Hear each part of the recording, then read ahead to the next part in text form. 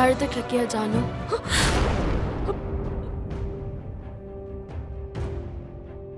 நீ போனதுக்கு அப்புறம் எனக்கு இந்த அழுகையும் கண்ணீரும் பழக்கம் ஆயிடுச்சுக்கா. நான் இல்லாதப்போ நீ அழுதுகிட்டு இருந்தா அதுல ஒரு நியாயம் இருக்கு. நான் திரும்பி வந்ததுக்கு அப்புறமும் நீ இப்படி அழுதுகிட்டு இருந்தா நான் திரும்பி வந்ததுல என்ன பிரயோஜனம் இருக்கு ஜானு? எது எப்படி இருந்தாலும் நம்மள சுத்தி இருக்கிற நிலைமை இன்னும் மாறவே இல்லக்கா. எனக்கு இருக்கிற எந்த பிரச்சனையும் தீரல. அப்படி இருக்கும்போது என் மனசு கவலைப்படாம எப்படிக்கா இருக்க முடியும்? சூழ்நிலை எப்பவும் நம்மள சோதிச்சுக்கிட்டே தான் இருக்கும், நம்மள ஓட வச்சுக்கிட்டே தான் இருக்கும்.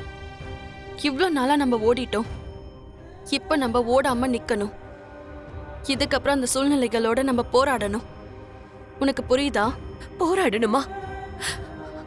எந்த தைரியத்துல நம்ம போராடணும்க்கா? நம்ம கிட்ட என்னக்கா இருக்கு போராட்டத்து மேல நம்பிக்கை வைக்கிறதுக்கு? ஏன் என் மேல உனக்கு நம்பிக்கை இல்லையா? உங்க மேல எனக்கு நம்பிக்கை இருக்குக்கா. ஆனா ஒரு தடவை நீங்க யோசிச்சு பாருங்க.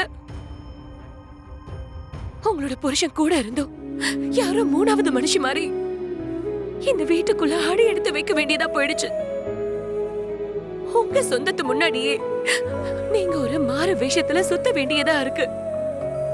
நான் காதலிச்சவனை என்னால கல்யாணம் பண்ணிக்க முடியாம, ஆசைப்பட்ட ஒரு வாழ்க்கையை என்னால வாழ முடியாம, என் வாழ்க்கை மேல இருக்க ஆசையை கொன்னுட்டு என்னால வாழ வேண்டியதா இருக்கு.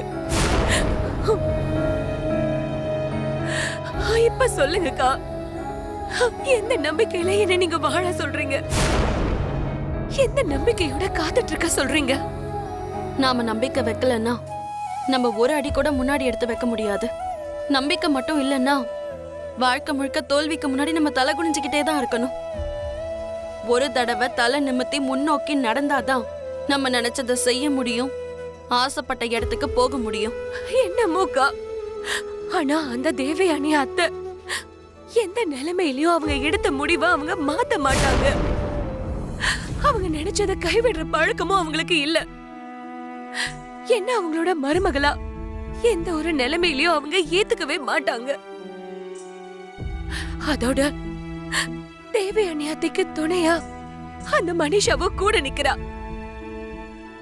மனிஷா அவங்கள தூண்டி விட்டுக்கிட்டே இருக்கா. அவதான் அவங்க கூட இருந்து இது எல்லாத்தையும் பண்ணிட்டு இருக்கா.